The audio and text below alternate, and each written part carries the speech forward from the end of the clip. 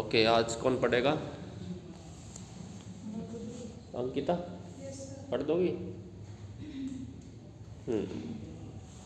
Etiquette Krishan Swami Ramanujan 16 March 1929 13 July 1993 was an Indian poet and scholar of Indian literature who wrote in both English and Kannada. नहीं, कन्नड़। इसको English में से लिखते हैं, कन्नड़ कर्नाटक की भाषा है ना। तो जन्म कब हुआ रामानुजन का? 16 March 1920 हाँ, साल याद रख लेना 1929, और डेथ कब हुई? 13 July 1993। कितने साल जिए?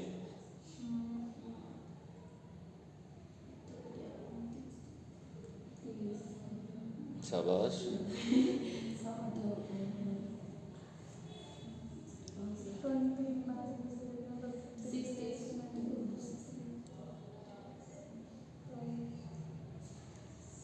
अरे इतना टाइम, 64 हो गए। 64 साल तक जिए थे, ज़्यादा लंबी उम्र तो नहीं कह सकते, ठीक ठीक थी। Ramanujan was a poet, scholar, professor, philologist,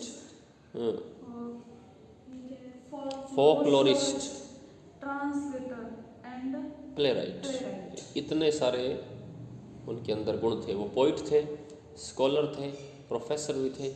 philologist होता है ज्ञान का प्रेमी, ज्ञान का जिसको प्रेम, ज्ञान से प्रेम हो। फिलो का मतलब होता है प्यार, और लॉजी होता है तरह तरह के सब्जेक्ट। आप देखो हर सब्जेक्ट के पीछे लॉजी लगता है ना। ज्ञान का प्रेम। हाँ, फिर फोकलोरिस्ट, फोकलोर वो होते हैं जो लोक कथाओं में इंटरेस्ट रखते हैं। फोकलोरिस्ट वो आदमी होता है जो लोक कथाओं में, लोक गीतों में इंटरेस्ट रखता है। ट्रांसलेटर वो होता है जो अनुवाद करता है। अब इनको 3 भाषाएं तो आती होंगी ना, कन्नड़, हिंदी और इंग्लिश। प्ले राइट कौन होता है? प्लेराइट मतलब जो लिखता है, जो प्ले लिखता है, नाटक लिखे हो, जिसकी स्पेलिंग में W आ जाता है, देखो प्ले राइट। आगे, His academic research ranged across 5 languages. हाँ 5 लैंग्वेजेस में उन्होंने एकेडमिक रिसर्च का काम किया है, यानी स्टडी की है। English, Kannada, Tamil, Telugu and Sanskrit. हाँ, इन 5 लैंग्वेजेस में देखो मास्टरी थी। वैसे इंडिया में रहने वाले ज़्यादातर लोग होते हैं ना, उनकी लैंग्वेज में मास्टरी होनी पड़ती है। अब अपने ही देख लो, अपने को भी हिंदी आती है, इंग्लिश आती है, पंजाबी आती है, और संस्कृत भी थोड़ी थोड़ी। और ये लोकल लैंग्वेज कौन सी है उनकी? हाँ, वो भी तो आती है। तो 5 भाषाएं वैसे तो हिंदुस्तान में रहने वाले को तो आती हैं।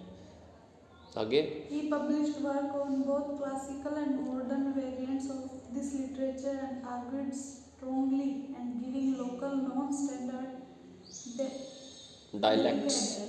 डायलैक्ट होती है बोली। बोली। हाँ, एक तो होती है भाषा, एक होती है बोली। दोनों में फ़र्क है ना। जैसे हमारी बोली क्या है, बागड़ी या पंजाबी, है ना। तो भाषा की उपभाषा कह सकते हैं इसको, जिसकी हो सकता है कोई लिपि ना हो। कई भाषाएं ऐसी हैं, बोलियां ऐसी जिनकी लिपि नहीं होती। जैसे बागड़ी की कोई लिपि नहीं है, बागड़ी को हम हिंदी में लिखते हैं, हिंदी वाले अक्षर यूज़ करते हैं ना। जैसे हमें कुछ भी लिखना हो, कै ख इन चीज़ों का यूज़ करेंगे। बागड़ी, पंजाबी की तो अलग लिपि है ना। तो बोली, डायलैक्ट वो होती है जो भाषा का छोटा रूप होता है, उपभाषा होती है, जिसकी कई बार लिपि भी ना हो। तो उन्होंने नॉन स्टैंडर्ड डायलैक्ट्स जो हैं, नॉन स्टैंडर्ड डायलैक्ट्स यानी जो मान्यता प्राप्त डायलैक्ट्स नहीं हैं, जो थोड़े एरिया में बोली जाती हो, उनको नॉन स्टैंडर्ड बोलते हैं। तो उसमें काम किया काफ़ी। आगे, तो he wrote दो है। he wrote widely, widely and in a number of genres. Genre कहते हैं इसको, जॉनर। हाँ, जॉनर होते हैं क्षेत्र। जैसे कोई पोइम लिखता है, कोई एस्से लिखता है, कोई प्ले लिखता है, कोई नॉवल लिखता है, ये जॉनर है। पोइट्री एक जॉनर है, एस्से एक जॉनर है। Okay. Ramanujan's poem are remembered as enigmatic, work of startling, startling originality, sophistication and moving artistry. दोबारा पढ़ो इस लाइन को। Ramanujan poems are remembered as enigmatic works of startling originality or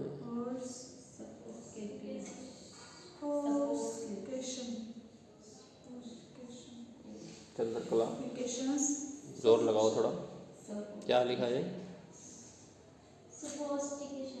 हाँ, sophistication. sophistication and moving artist. Sophistication होती है परिष्कृत, परिष्कृत होता है जो समय के साथ साथ बेहतर होता जाए, वो होता है सोफिस्टिकेटेड। सीख सीख के परिष्कृत हो गया। परिष्कृत का मतलब एकदम बहुत उत्तम क्वालिटी का हो गया, sophisticated person. Are you a sophisticated person? तुम सोफिस्टिकेटेड हो क्या? बन रहे हो, धीरे धीरे बन जाओगे सोफिस्टिकेटेड।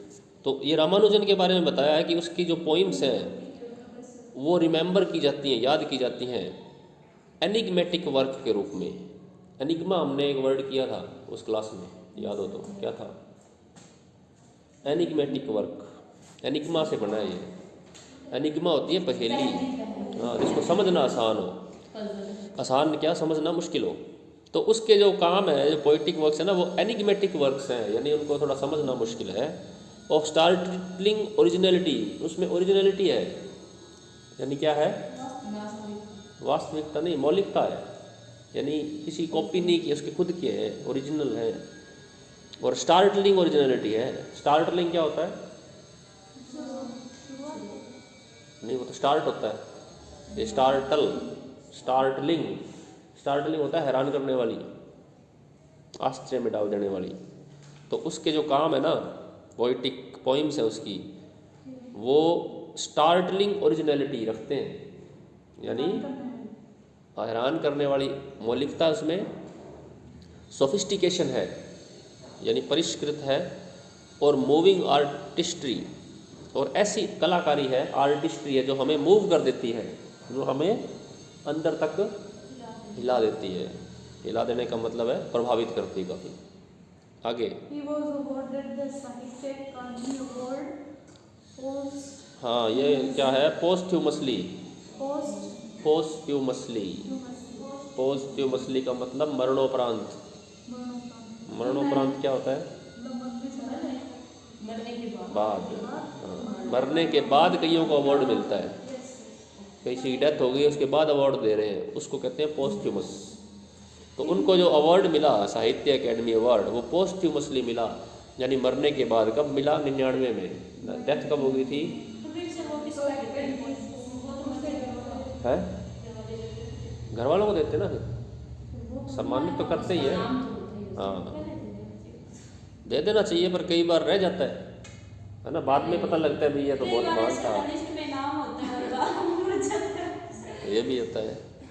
बहुत सारे व्यक्ति हैं जिनको मरणोपरांत पोस्ट्यूमसली अवार्ड मिलते हैं।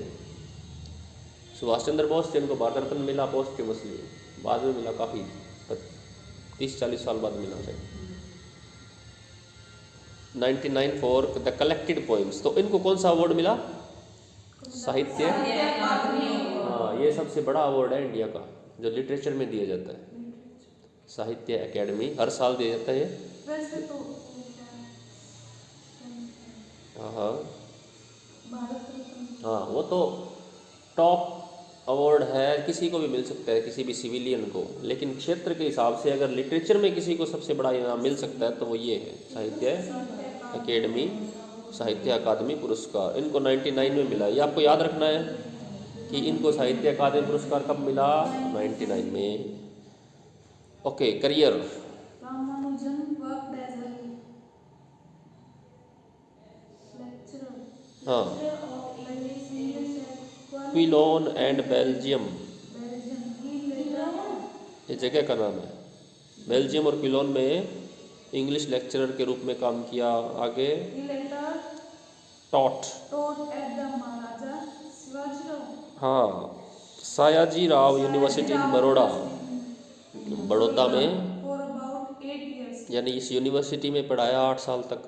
फिर क्या किया? शिकागो की यूनिवर्सिटी में 1962 में असिस्टेंट प्रोफेसर बन गए। University of Chicago हाँ, as an ये शिकागो है, ध्यान रखना, ऐसे लिखा जाता है, CHI, assistant professor. he was affiliated affiliated, affiliated का मतलब जुड़े हुए थे। with the university throughout his career. हाँ, अपने पूरे जीवन काल में वो इस यूनिवर्सिटी से जुड़े रहे। Teaching in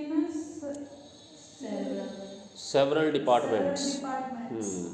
He taught at other US universities as well, including Harvard University, University of Wisconsin, Wisconsin, इनके नाम पता होने चाहिए अपने को। Wisconsin university of Michigan America में, university of California Berkeley, and Carleton college. देखो कहाँ कहाँ पढ़ाया है इन्होंने इंडिया से निकल के पार विदेशों में, वो भी इंग्लिश पढ़ाई है। जो हम उनसे सीखते हैं वो चीज़ उन्होंने उनको सिखाई है, बड़ी बात है ना। at the University of Chicago, Ramanujan was instrumental in shaping the South Asian studies program. University of Chicago में रामानुजन इंस्ट्रूमेंटल थे, यानी कारण थे, यानी वो उनकी वजह से वो काम हुआ। जिसकी वजह से कोई काम होता है ना तो वो इंस्ट्रूमेंटल होता है। तो रामानुजन ने क्या किया वहाँ पे, in shaping the South Asian studies program, वहाँ पे साउथ एशिया की स्टडी के प्रोग्राम जो थे उनकी वजह से वहाँ वो चले यूनिवर्सिटी ऑफ शिकागो में।